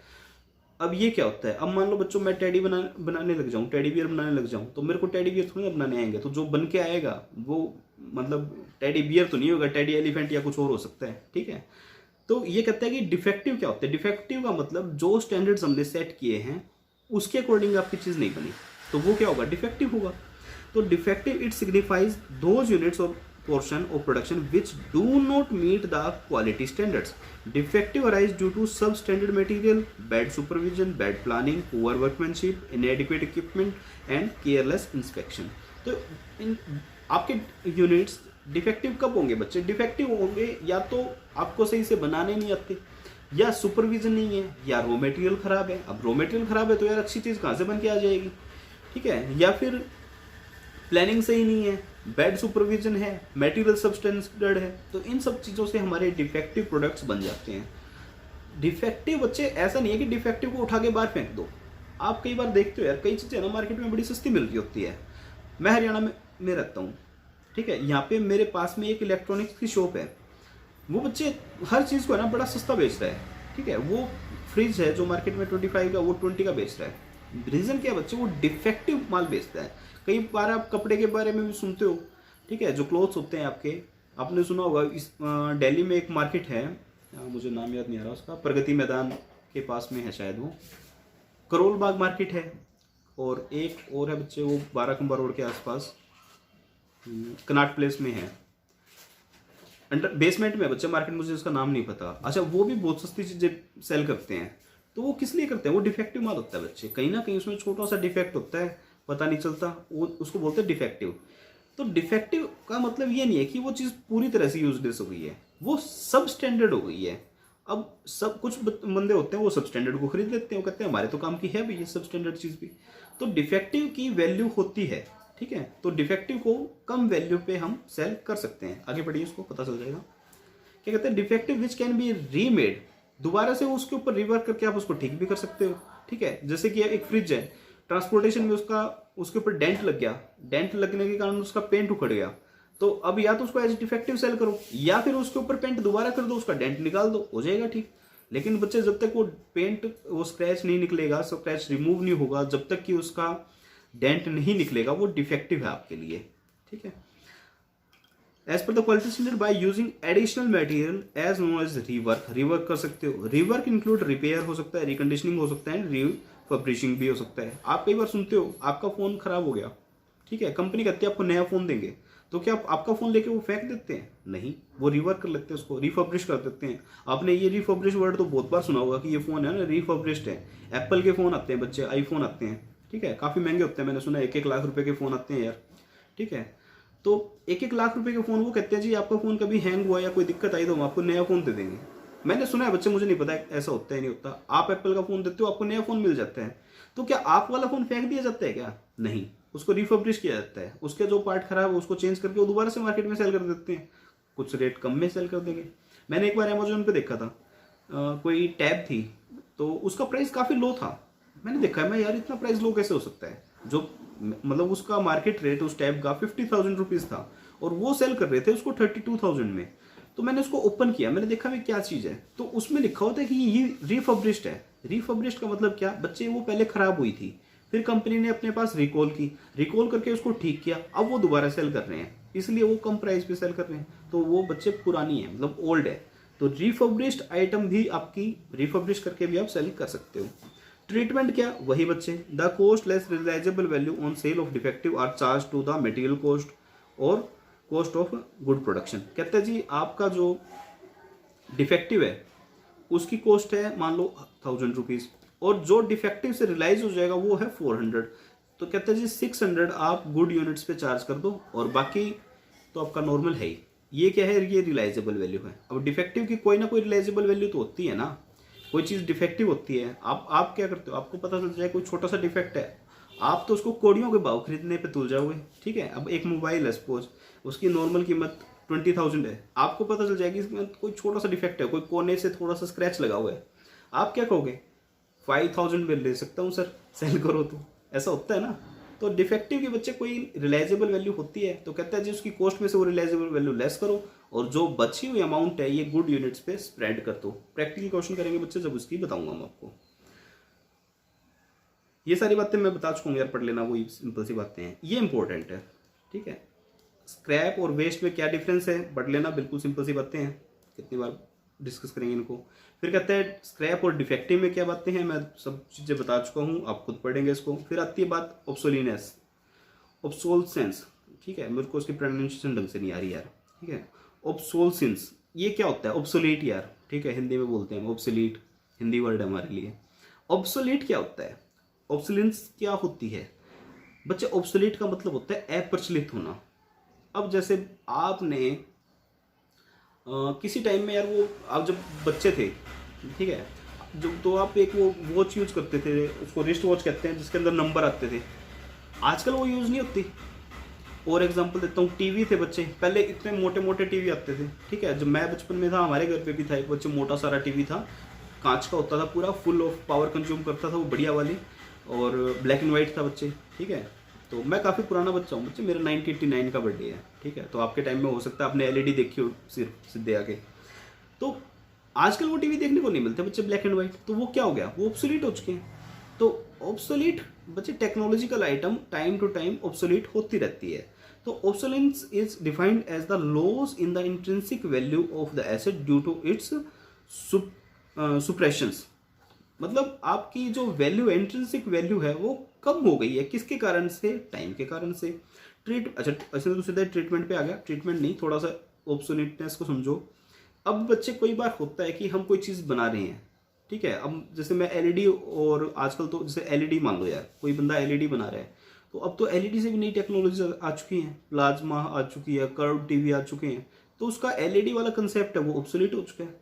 तो ऑब्सोलीट का मतलब होता है बच्चे अप्रचलित होना। तो अप्रचलित होना कई बार तो इतना ज़्यादा ऑब्सोलीट हो जाता है कि मार्केट में उसकी कोई डिमांड ही नहीं रहती। तो ये चीज़ें हैं बच्चे, तो इसका कहते हैं मटेरियल में become obsolete under any of the following circumstances where it is a spare part or a component or a machinery used in the manufacture and that machinery became obsolete। आप कोई प्रोडक्शन प्रोसेस है, आपने उसी को बंद कर दिया। पहले पार्ले जी के बिस्किट बच्चे कागज के रैपर में आते थे, पेपर के रैपर में। ठीक है, अब जो पेपर रैपर जो मशीन करती थी अब वो ऑब्सोलीट हो गई, क्यों, क्योंकि अब पॉलीथीन पैक आने लगे, अब पार्ले जी का बिस्किट पॉलीथीन पैक आता है। बहुत पुरानी बात है बच्चे, जब मैं छोटा सा होता था जब आते थे ये। ठीक है, फिर कहते हैं जी where it is used in the manufacture of a product which has become obsolete. आप कोई ऐसी यूनिट, ऐसे प्रोडक्ट का मैन्युफैक्चर करते थे जो कि अब ऑब्सोलीट हो चुका है, तो रॉ मटेरियल भी ऑब्सोलीट हो जाएगा। Where the material itself is replaced by another material due to either improved quality or fall in price. एक चीज़ बताता हूँ बच्चे आपको, कई बार है ना, एक चीज़ की जगह हम दूसरी चीज़ यूज़ करना शुरू कर देते हैं, तो पहले वाला मटेरियल ऑब्सोलीट हो जाता है। जैसे जैसे कि बच्चे एक है ना, एक केमिकल फैक्ट्री है, मैंने उसका, मुझे उन केमिकल्स का नाम नहीं पता, चलो मैं नहीं बताता उसको। उसमें क्या था, वो बच्चे प्लास्टिक की जगह कोई केमिकल यूज़ कर रहे थे, तो उनके लिए जो प्लास्टिक का जो कंटेंट था वो ऑब्सोलीट हो चुका था, वो यूज़ में नहीं था। मैं आपको पता करके बताऊंगा, वो मुझे याद नहीं अच्छे से भी, ठीक है। तो कई बार होता है कि एक मटेरियल की जगह हम दूसरा मटेरियल यूज़ करना शुरू कर देते हैं, तो जो पहले वाला मटेरियल है वो ऑब्सोलीट हो गया, सिंपल। उसके बाद बच्चे आती है बात कंजप्शन ऑफ मटेरियल। तो कंजप्शन ऑफ मटेरियल कोई इतना ज़्यादा इंपॉर्टेंट पॉइंट नहीं है, मैं एक बार इसके साथ आपके साथ ये वर्ड डिस्कस नहीं कर रहा, ठीक है। हमने कुछ बात की थी, हमने इस चैप्टर की शुरुआत में कुछ बात की थी, एक बार शुरुआत में आ जाओ, ठीक है। एक दो पॉइंट बीच में भी रहते हैं, मैं आपको वो भी बता दूंगा। हमने यहाँ से अपना चैप्टर शुरू किया था, हमने मटेरियल प्रोक्योरमेंट किया, हमने बताया कि बिल ऑफ मटेरियल होता है, इंजीनियरिंग डिपार्टमेंट बना के देता है। मटेरियल रिक्विजिशन होता है, प्रोडक्शन डिपार्टमेंट बनाता है आपका। फिर होता है परचेज, आपका purchase department, store department purchase requisition बनाएगा। गुड्स रिसीव होती है, मटेरियल रिटर्न नोट वगैरह ये हम बनते हैं। ये हमने मटेरियल प्रोक्योरमेंट के टाइम बातें की थी। फिर हमने बच्चे बात की valuation of material. Valuation of material में हमने क्या बातें की, मैंने आज भी बताया वैल्यूएशन किस तरह से करेंगे, कुछ मेथड्स भी हमने डिस्कस किए थे। एक ये पार्ट रहता है मटेरियल स्टोरेज एंड रिकॉर्ड्स का, ये पार्ट मैंने अभी तक आपको नहीं करवाया है, ठीक है। ये पूरा चैप्टर है बच्चे, डिस्कस कर लेते हैं क्या क्या रहता है। फिर इन्वेंट्री कंट्रोल की बात की हमने बच्चे, मोस्ट ऑफ प्रैक्टिकल क्वेश्चन यहीं से आते हैं। हम स्टॉक लेवल डिसाइड करते हैं, EOQ, techniques of inventory control, ये सब बातें हमने डिस्कस कर चुके हैं, ये भी हमारा पॉइंट क्लियर है। वैल्यूएशन ऑफ मटेरियल इशूड, जो मटेरियल इशू किया है उसे कैसे वैल्यू करेंगे, LIFO, FIFO, average, market, notional, ये सारी बातें हम कर चुके हैं। उसके बाद आती है बच्चे accounting for control of waste, scrap, spoilage, defective, अब ये भी बात की है। लास्ट आती है कंजप्शन ऑफ मटेरियल। तो ये कंजप्शन ऑफ मटेरियल है क्या, चलो मैं एक ओवरव्यू दे देता हूँ, वैसे कुछ ज़्यादा है नहीं इसके अंदर।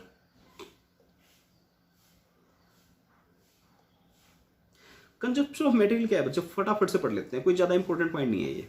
Any product that is manufactured in a firm entails consumption of resource like material, labor, etc. The management for planning and control must know the cost of using these resources in manufacturing. The consumption of material takes place, say, when the material is used in the manufacture of the product. हाँ जी, बिल्कुल पता ही है कि जब आप material को production के लिए यूज करते हो तो उसको कंजप्शन कहते हैं। हाँ जी, बहुत बड़ी बात बता दी। It is important to note that the amount of material consumed in a product by the cost object need not to be equal to the amount of material available with the concern. For example, during the period, the total of the raw material stock available for use in production may not be equal to the amount of material actually consumed and assigned to the cost object of the production. The difference between the material available and material consumed represent the stock of material at the end of the period. कहता कोई ज़रूरी नहीं है जी आपके पास जितना है आप उतना ही कंज्यूम कर लोगे, हो सकता है आप उससे कम करो, ठीक है। तो आपका जो बचेगा उसे क्या कहेंगे, material represent the stock of material at the end of the period. अभी तक बच्चे इसने कोई खास बात मुझे बताई नहीं है, तो मुझे इसमें कुछ बताने वाला लगा भी नहीं। चलिए आगे देखिए। अब ये कहते हैं जी आइडेंटिफिकेशन ऑफ मटेरियल। मटेरियल को कैसे आइडेंटिफाई करेंगे बच्चे, कंपनीज में आप जाएंगे ना, वहाँ पे हर मटेरियल को कुछ ना कुछ कोड दिया होता है। इवन आपने यार कभी बाइक वगैरह की सर्विस भी करवाई हुई हो ना, अगर आपने कोई पार्ट बदलवाएंगे तो आप देखना उस जॉब शीट में है ना, पार्ट का नाम नहीं लिखा जाता, पार्ट का नंबर लिखा जाता है। तो कोडिंग होती है बच्चे। जब इन्वेंट्रीज आप कंपनीज में जाएंगे तो आप देखेंगे वहाँ पे हर प्रोडक्ट की एक कोडिंग होती है, उसका एक स्पेसिफिक कोड नंबर होता है, उसको वो मटेरियल कोड भी बोल देते हैं। कुछ मतलब ऐसे होता है AJ कुछ करके आगे एक नंबर होता है, ठीक है। तो देखना एक बार आपको पता चलेगा प्रैक्टिकली ये क्या चीज़ें होती हैं। कोडिंग सिस्टम होता है जी। It is required that each product of a cost centre should be given a unique code number. एक यूनिक कोड नंबर होना चाहिए, यूनिक नहीं होगा तो क्या होगा, दो प्रोडक्ट मिक्स हो सकते हैं आपके, ठीक है।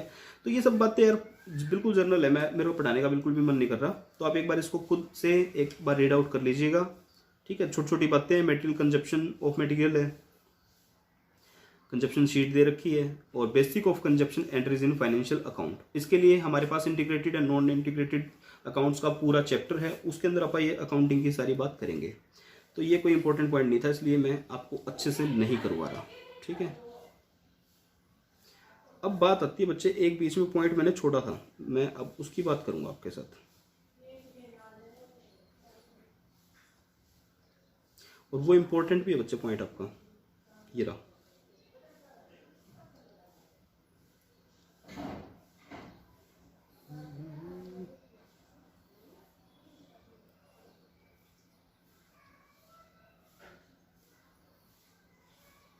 हाँ जी, ये बतानी है। Store records. देखो बच्चे, स्टोर में हम रिकॉर्ड्स कैसे रखते हैं।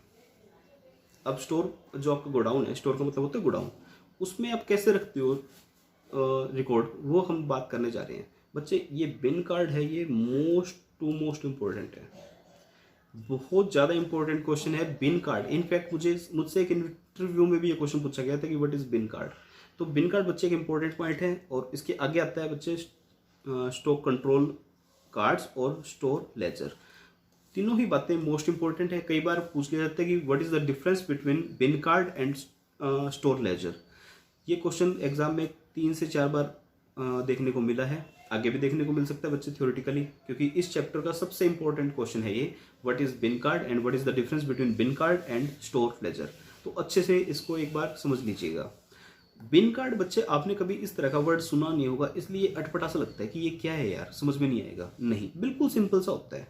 ये क्या करता है बच्चे, देखो बिन का मतलब होता है बॉक्स, कंटेनर। अब ये क्या करेंगे, ये कहेंगे कि गोडाउन में, एक गोडाउन में सपोज 20 बॉक्स पड़े हैं, तो उसको क्या बोलेंगे, वो 20 क्या है, बिन है, बिन। अब उन बॉक्स के ऊपर आपने एक कार्ड लगा दिया। अब उस कार्ड में आप क्या कर रहे हो, उसमें आप क्वांटिटेटिव डिटेल्स रख रहे हो सारी की सारी। उस बॉक्स में जो मटेरियल है, उसके अंदर जो चीजें पड़ी है, उसको आप उस कार्ड पे लिख रहे हो, उसको बोलते हैं बिन कार्ड। बहुत सिंपल। मैंने बच्चे एक मेडिकल शॉप पे देखा था ये सिस्टम, ठीक है। एक्चुअल में बिन कार्ड सेम एज, बिल्कुल सेम तो नहीं था, लेकिन उन्होंने क्या किया हुआ था बच्चे, बॉक्स बना रखे थे प्लास्टिक के। जैसे आप किसी मेडिकल स्टोर पे जाते हो, वहाँ पे क्या होती है, एलमीराज बनी होती है, छोटे छोटे बॉक्स होते हैं, छोटे छोटे, उसमें वो कॉर्नर से बना रखे होते हैं। तो उन्होंने क्या कर रखा था मेडिकल स्टोर वालों ने, उसके अंदर है ना एक, मतलब लंबे लंबे, इतने लंबे लंबे बॉक्स रख रखे थे प्लास्टिक के।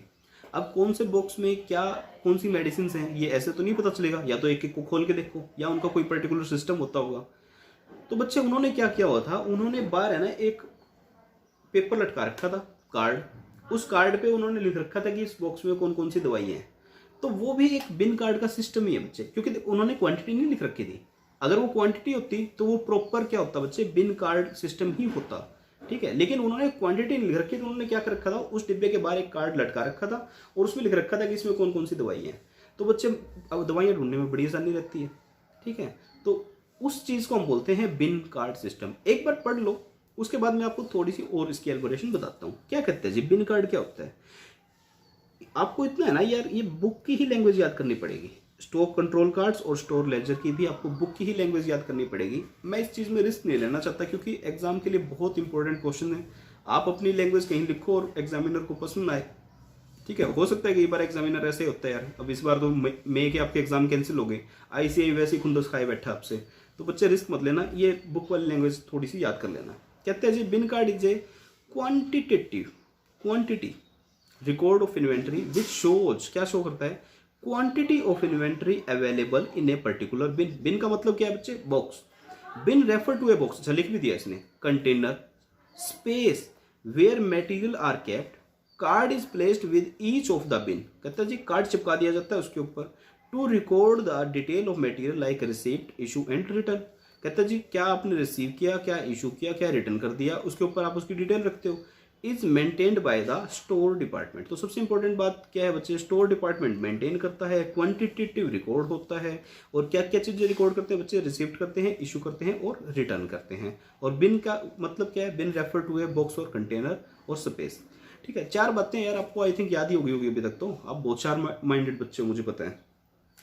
अच्छा, उसके बाद कहता है जी, स्टॉक कंट्रोल कार्ड्स क्या होते हैं, इट इज ए क्वांटिटेटिव, ये भी क्वांटिटेटिव रिकॉर्ड है, of inventory maintained by store department.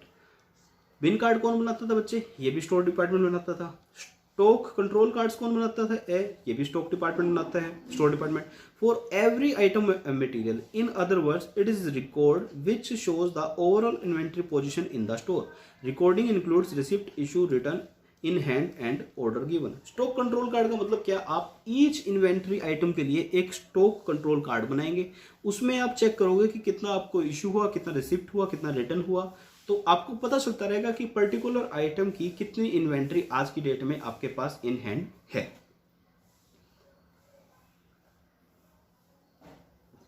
इसके बाद कहता है बच्चे, एडवांटेज और डिसएडवांटेज क्या है बिन कार्ड्स के। एडवांटेज क्या है, there would be fewer chance of mistake being made as entries are made at the same time as goods received और issued by the person actually handling the material. कहते हैं जी entries उसी time कर दी जाती है। हमने बॉक्स खोला, item रखी, हमने कार्ड पे एंट्री डाल दी। हमने बॉक्स खोला, आइटम निकाली, हमने कार्ड पे एंट्री डाल दी। कहते हैं जी चांस कम है कि कोई एंट्री ना हो पाए। चलो एडवांटेज पढ़ लेते हैं, वरना मैं भी आपको एक डिसएडवांटेज बोलने वाला था। Control over stock can be more effective as in as much as comparison of the actual quantity in hand at any time with the book balance is possible। कहते हैं जी बुक का बैलेंस और जो inventory card है उसके ऊपर लिखा ही होता है भी ये कितनी इन्वेंट्री है, आप उसको मैच कर लो। तो कहते हैं इन्वेंट्री मैचिंग पॉसिबल है आपकी। Identification of the different item material is facilitated by reference to the bin card और बिन स्टोरेज रिसेप्टेकल। कहते हैं जी identification of different item material आपकी फैसिलिटेटेड हो जाती है क्योंकि हर बॉक्स पे आपने एक कार्ड लटका रखा होता है। डिसएडवांटेज क्या है? डिसएडवांटेज कहता है जी store records are dispersed over a wide area. अब आपका गोडाउन है बच्चे, मान लो बहुत फैला हुआ, अब इतने फैले हुए गोडाउन का आप एक एक बिन जाके चेक करोगे, एक एक बिन का बॉक्स उठाओगे, इसमें क्या है इसमें क्या है, तो बच्चे बहुत कम्बरसम हो जाता है। The cards are liable to be smeared with the dirt and grease because of proximity to material and also because of handling of material। अब बच्चे एक बात बताओ यार, जो बंदा मटेरियल निकाल रहा है तो क्या वो हैंड वॉश करके आएगा क्या? नहीं, उसके हाथ गंदे होंगे, वो उस गंदे हाथ से पकड़ेगा, उस गंदे हाथ से लिखेगा, और बार बार ऐसा ही हो रहा है तो वो कार्ड क्या होगा बच्चे? कभी देखा है वो ग्रीस से मतलब काला हुआ कार्ड, वो वैसा हो जाता है, उसमें दिखता ही नहीं है कुछ। ठीक है, तो कहते हैं ऐसा हो जाता है। मैं वही चीज़ बताने वाला था अभी आपको कि वो कार्ड बहुत गंदा हो जाता है। People handling material are not ordinarily suitable for clerical work involving the writing bin cards। Bin card की छोड़ो यार, मैं मतलब बताता हूँ, हमारा ट्रांसपोर्टेशन डिपार्टमेंट है, मैंने ड्राइवर्स को बोला कि यार आप है ना ये किलोमीटर्स वगैरह सही लिखा करो, आपकी गाड़ी चलती है जब कितने किलोमीटर्स है, आप रुकते हो जब कितने किलोमीटर्स है, आपने डीजल लिया कितने लीटर लिया, वो आप इसमें एंट्री किया करो।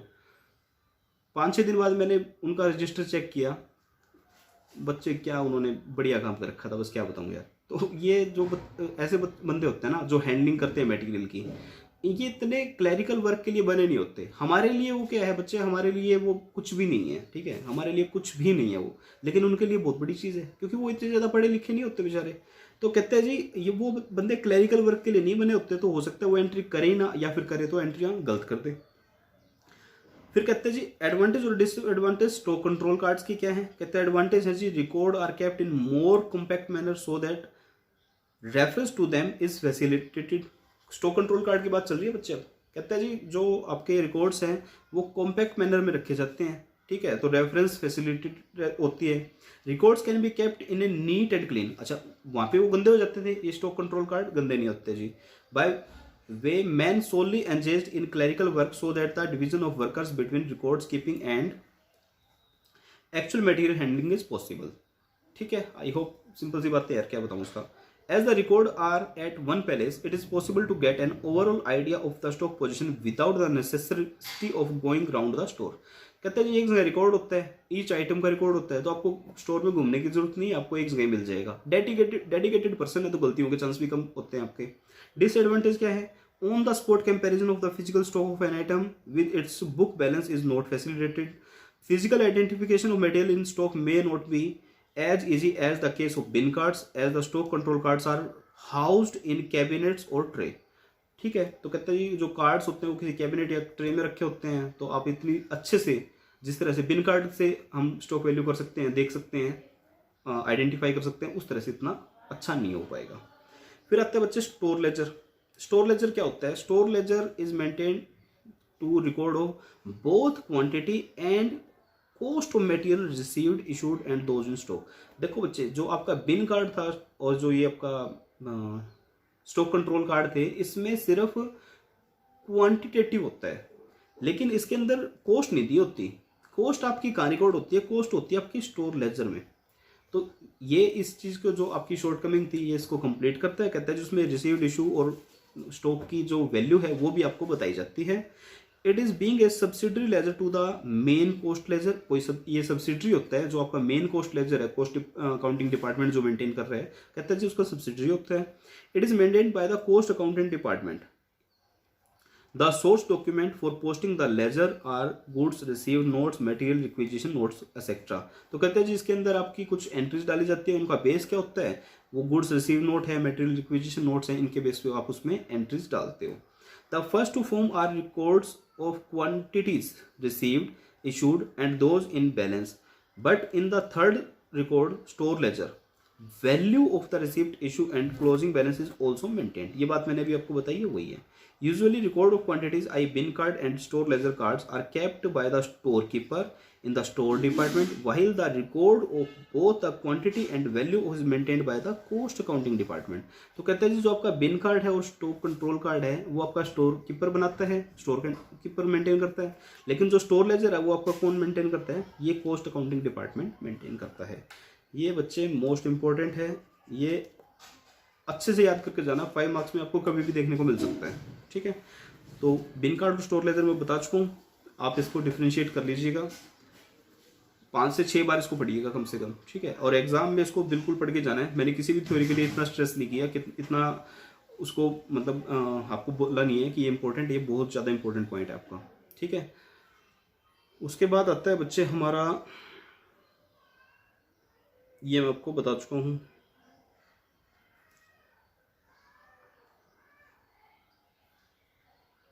इन्वेंट्री कंट्रोल में आपको बता चुका हूँ bye setting quantitative levels on the basic of relative classification. ये क्या थे बच्चे, ये लेवल्स थे, मैंने बताया था ना, reorder level, maximum level, minimum level, ये लेवल्स आप सेट करके करते हो कंट्रोल।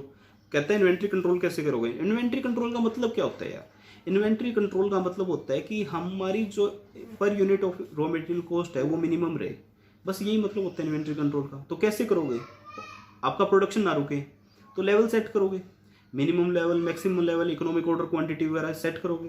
कहते हैं जी on the basic of relative classification, ABC analysis था, वीईडी एनालिसिस था, हाई लो, वाइटल, एसेंशियल और डिजायरेबल आपकी एक क्लासिफिकेशन थी। और कौन सा था बच्चे, एक था आपका हाई, मीडियम और लो वाला। ठीक है, तो इस तरह की हमने 4 क्लासिफिकेशन पढ़ी थी, वो सब आ जाएंगी। रेशियो एनालिसिस, रेशियो एनालिसिस क्या था, इन्वेंट्री टर्नओवर रेशियो था, इनपुट आउटपुट रेशियो था, वो सब बातें की थी अपन ने। और फिजिकल कंट्रोल क्या है, फिजिकल कंट्रोल लास्ट में जो आपको बताया था मैंने। तो ये सब चीज़ें आपकी थी इन्वेंट्री कंट्रोल की। ठीक है, उसके बाद क्या आता है, इस चैप्टर को गो थ्रू कर लेते हैं, कुछ रह ना जाए, ये अपन ने कर लिया था। बस बच्चे ये चैप्टर आपका थ्योरेटिकल पॉइंट ऑफ व्यू से कंप्लीट हो चुका है। कल मैं आपको इसके प्रैक्टिकल क्वेश्चन शुरू करवा दूंगा। ये चैप्टर थ्योरेटिकली मेरा कंप्लीट हो गया है। कोई भी प्रैक्टिकल क्वेश्चन जो इसका हमारे बीच में इलस्ट्रेशंस आई थी, हमने सारी वो भी कवर की हैं।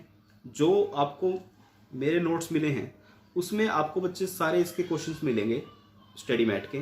स्टडी मैट के क्वेश्चंस करना बच्चे ज़रूरी है। देखो आसान है लेकिन करना ज़रूरी है। कई बार स्ट्रेट फॉरवर्ड क्वेश्चन उठ के आ जाता है यार, फिर हम क्यों ना करें।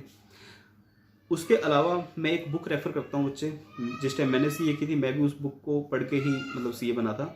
सक्सेना इन विशिष्ट सर की बुक है, काफ़ी अच्छी बुक है। अगर आपके पास है तो अच्छी बात है, वरना उस बुक के अच्छे क्वेश्चंस मैं आपके साथ ज़रूर डिस्कस करूँगा। और कोई बुक आपको पढ़ने की जरूरत नहीं है, जितना मटेरियल मैंने दिया है आप उतने क्वेश्चंस करके चले जाइएगा, आप डेफिनेटली अपने एग्जाम का क्वेश्चन सोल्व कर लेंगे, प्रोवाइडेड आप मैंने जो कंसेप्ट्स दिए हैं वो आपको अच्छे से रिवाइज हैं।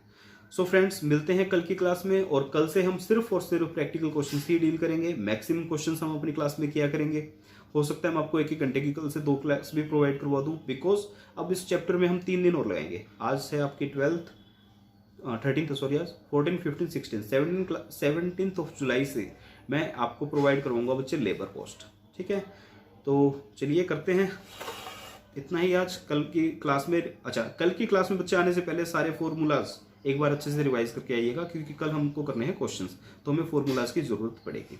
सो thank you very much friends, bye bye, take care, God bless you.